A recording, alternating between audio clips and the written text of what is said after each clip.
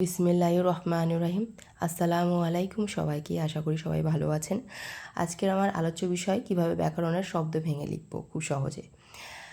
আমার এই চ্যানেলের মাধ্যমে আমি চেষ্টা করি আপনাদের কিভাবে পড়াশোনা সংক্রান্ত জিনিস, আলোচ্য বিষয়গুলোকে কিভাবে সহজ থেকে সহজতর করে শেখাতে পারি।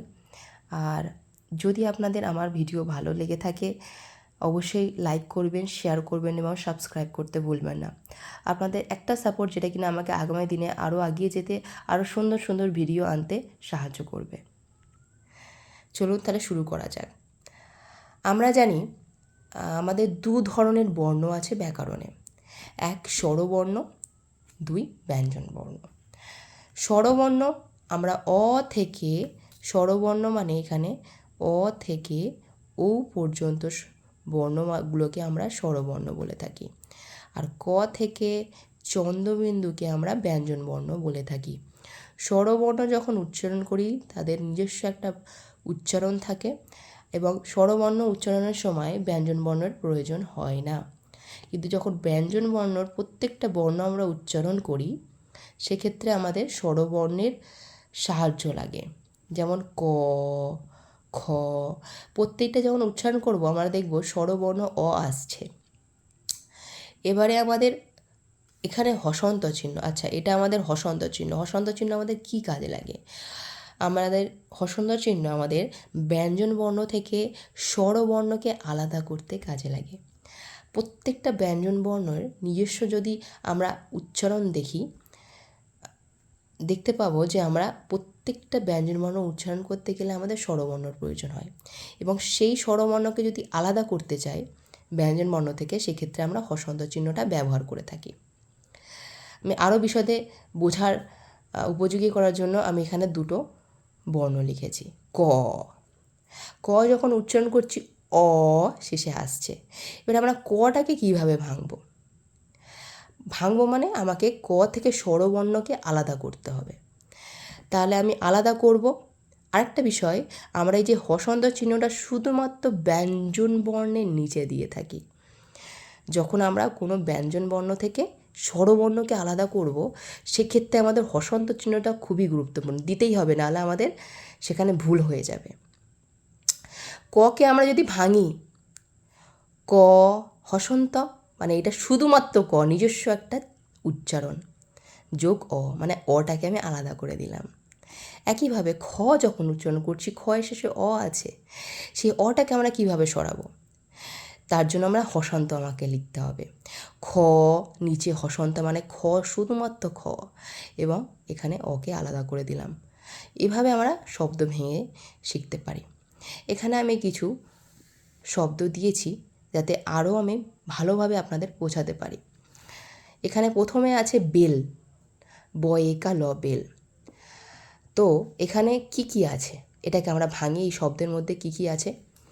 শব্দের মধ্যে আমরা যখন উচ্চারণ করব আমরা কিভাবে উচ্চারণ করি, বয়ে একা ল, বেল।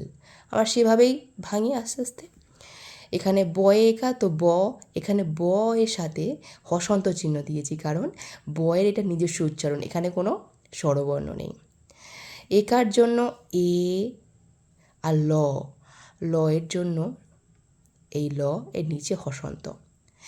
এখানে আমি যদি যোগ অ লিখি আমার এটা ভুল হবে না, আর অ যদি নাও লিখি তাও ভুল হবে না, কারণ এখানে আমি যে হসন্ত চিহ্ন দিয়েছি এর মানেই হচ্ছে লটা হচ্ছে একা তার নিজস্ব এটা ধ্বনি।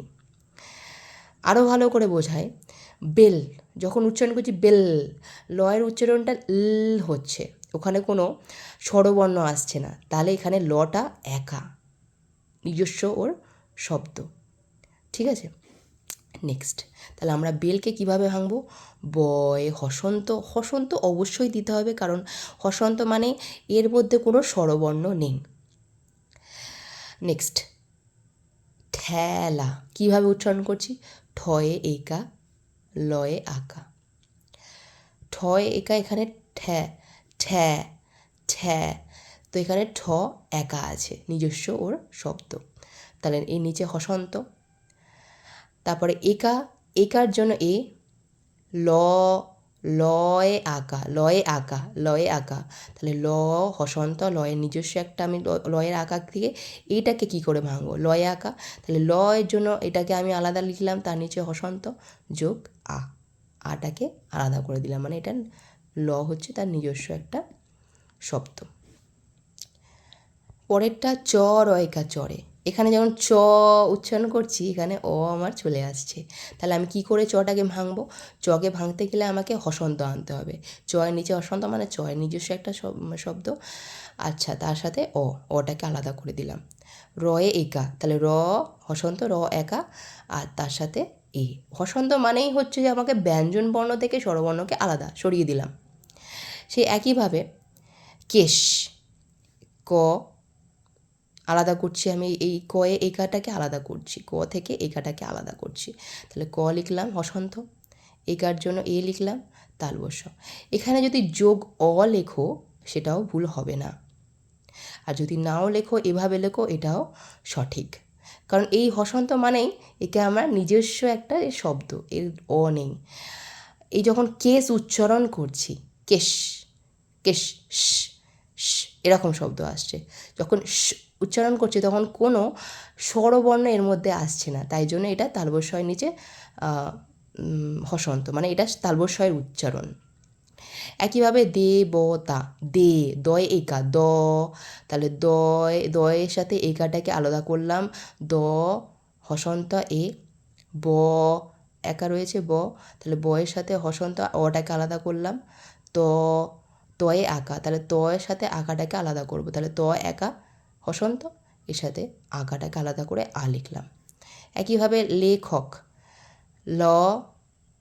লয়ে একাটা দুটোকে আমি ভাঙবো, ল একা, তার জন্য হসন্ত দিলাম, একার জন্য খটাকে আমি হসন্ত দিয়ে আলাদা করলাম স্বরবর্ণকে, আর ককে আমি কিভাবে আলাদা করলাম, আমরা ককে হসন্ত দিয়ে স্বরবর্ণটাকে আলাদা করে দিলাম।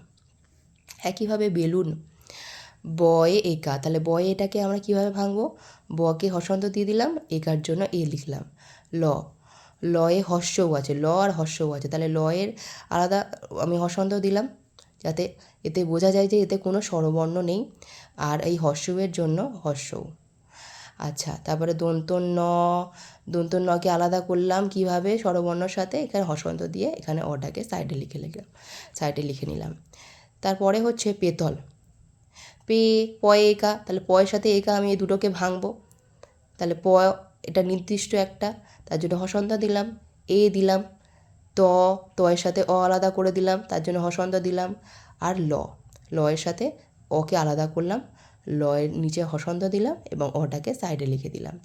এভাবে আমরা যুক্ত বর্ণকেও সুন্দরভাবে হসন্ত দিয়ে কিভাবে ব্যঞ্জন বর্ণ থেকে স্বরবর্ণকে আলাদা করতে পারি, এর পরবর্তী ভিডিওতে ইনশাল্লাহ আনার চেষ্টা করব।